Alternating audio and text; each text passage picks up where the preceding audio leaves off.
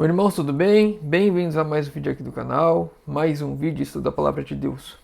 E hoje, continuando o assunto bíblico, nós vamos ler Parábola de Jesus, capítulo 10, a rede e a pesca.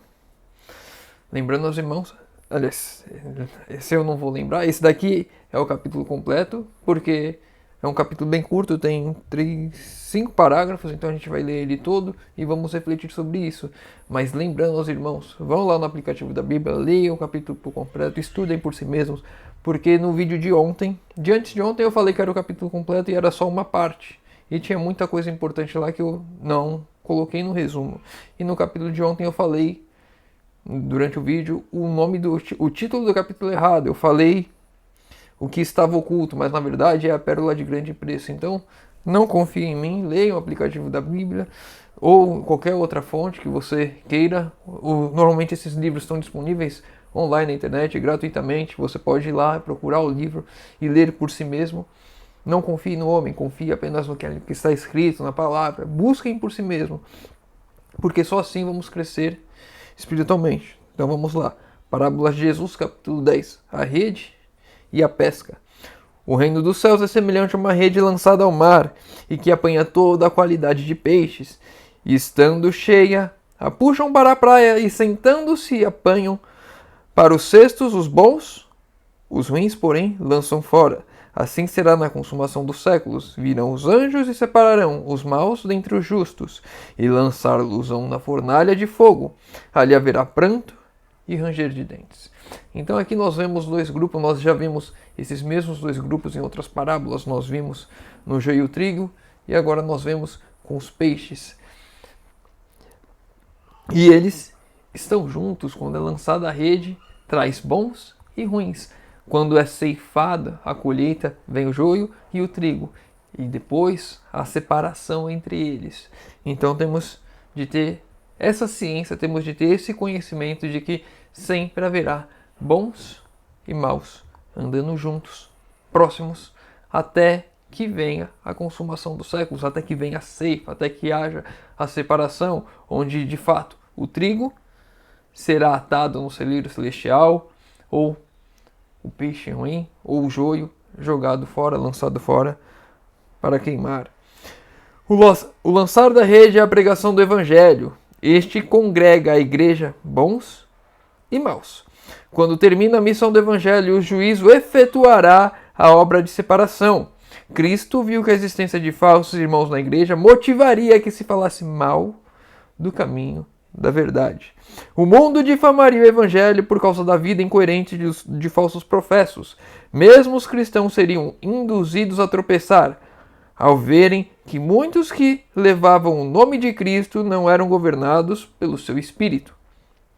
Havendo tais pecadores na igreja, os homens estariam em perigo de pensar que Deus lhes desculparia os pecados.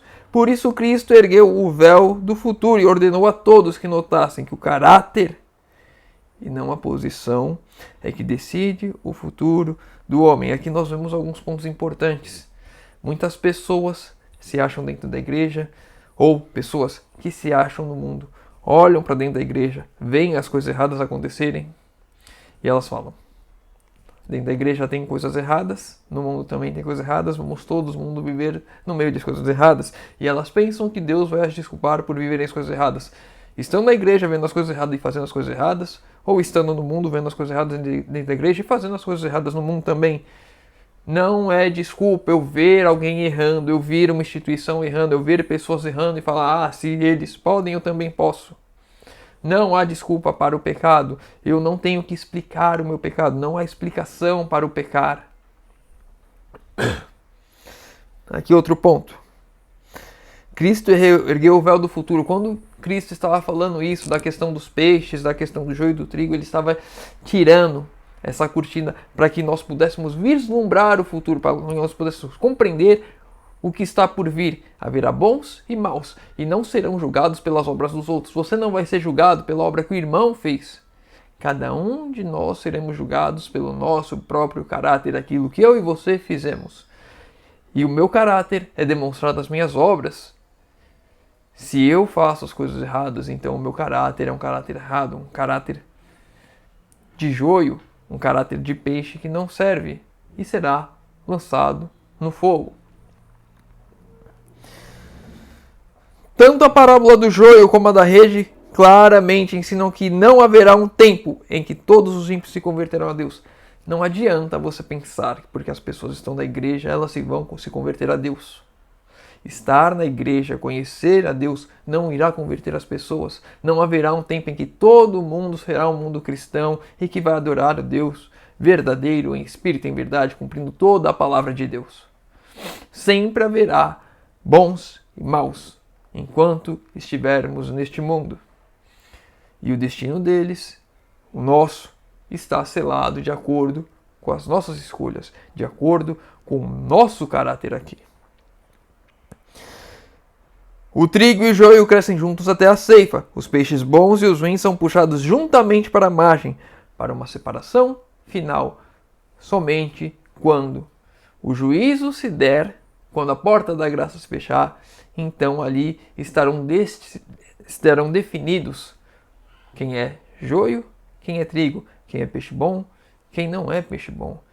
E só quando Jesus voltar teremos a certeza de quem é salvo e quem é perdido. Porque ali se mostrará a sentença do juízo, o que foi definido, como o nosso caráter se mostrou diante de todo o universo. Foi um espetáculo para o universo de forma positiva ou negativa. Essas parábolas ensinam que depois do juízo não haverá graça. Aqui outro ponto importante. Depois do juízo não haverá graça. Depois que fechar a porta da graça, depois que as sentenças forem dadas, depois que Jesus voltar, não haverá mais tempo de graça.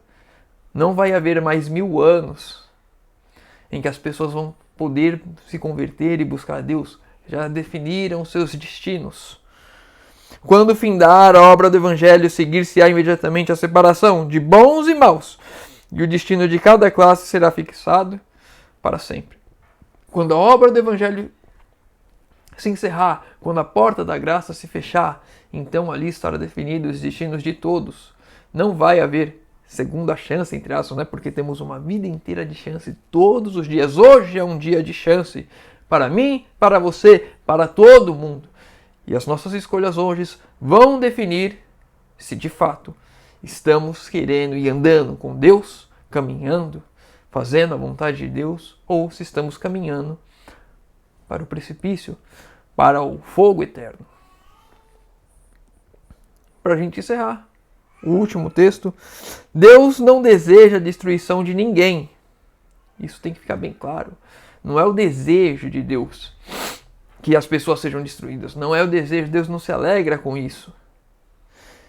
Vivo eu, diz o Senhor Jeová, que não tenho prazer na morte do ímpio, mas que o ímpio se converta do seu caminho e viva.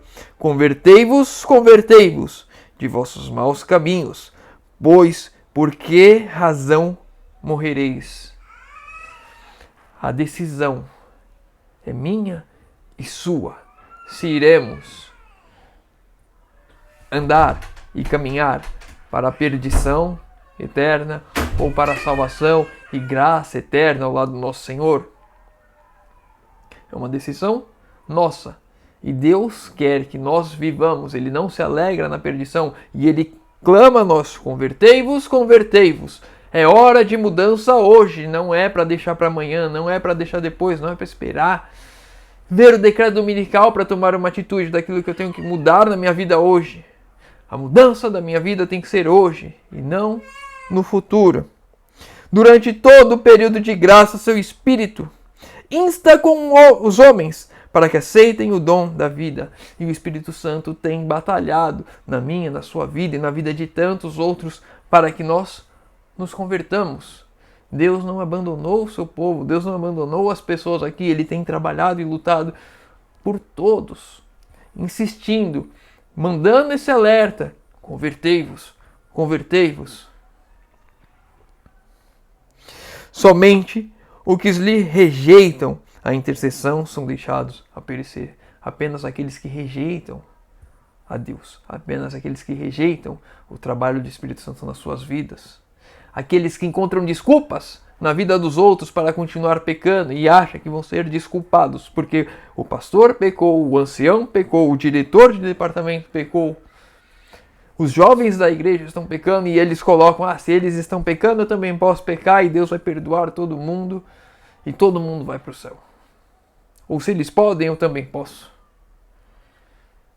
E na verdade, Deus vai perdoar todo mundo, daqueles que se converteram, daqueles que se arrependeram, daqueles que buscaram a mudança. E Deus vai trabalhar e fazer essa mudança em cada um de nós, daqueles que se entregam a Deus, daqueles que colocam tudo o que tem no mercado divino em troca da pérola preciosa.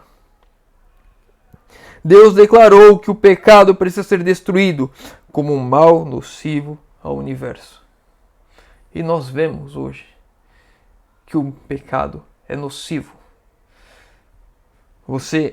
Se você não mora no campo, se você olhar pela janela, você vai ver o mal pela janela de sua casa. Se você tem uma TV em casa, se você ligar e assistir 30 minutos de jornal, você vai ver, 5 minutos de jornal, você vai ver o pecado é nocivo ao universo, à nossa sociedade. Se o pecado ficasse perpetuamente, iria ser nocivo, as pessoas iriam ver a tristeza.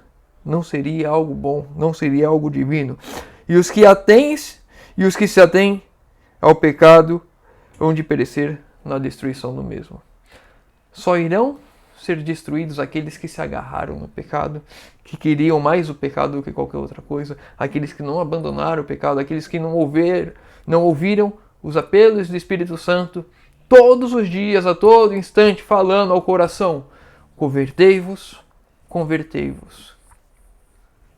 Vamos encerrar por aqui. Esse é um capítulo mais curto. Lembrando aos irmãos, vão lá no aplicativo da Bíblia, leiam o capítulo completo, busquem por si mesmos. Não fiquem só naquilo que o irmão está falando, que o pastor está falando, que a igreja fala. Busquem por si mesmos, estudem. Clamem que o Espírito Santo seja derramado em suas vidas, para que Ele faça essa obra, para que Ele nos ajude a buscar, nos ajude a compreender. Dentro desses mesmos textos que nós lemos aqui, teriam muitas outras lições que poderíamos tirar. Eu fiz apenas só um resumo daquilo que vem na minha mente ao ler de forma mais rápida aqui, mais breve com os irmãos. Tanto é que aqui no meu telefone eu só tenho só os parágrafos. Eu vou lendo e vou trazendo a ideia que vem. Por isso que eu digo, vão no aplicativo da Bíblia, leiam, estudem, busquem por si mesmos, que Deus, o Espírito Santo, vai conduzir a todo o entendimento. Se ficou com alguma dúvida, deixa nos comentários. Se tem algum outro ponto, alguma outra dúvida, pode ser dias anteriores, outra dúvida da Bíblia qualquer, deixa nos comentários para a gente estudar, crescer e se desenvolver juntos na fé, na palavra. Os pedidos de oração, deixa nos comentários, vou estar orando por todos. Convido os irmãos que puderem fechar os olhos para falarmos com Deus. Senhor Deus, Pai amado, obrigado, Senhor, que mais uma vez temos a oportunidade de abrir a Tua palavra e de estudar. Pai querido, te pedimos que o Senhor derrame Teu Santo Espírito sobre nós, que possamos, Senhor, ouvir o apelo feito aos nossos corações hoje de converter-nos, Senhor.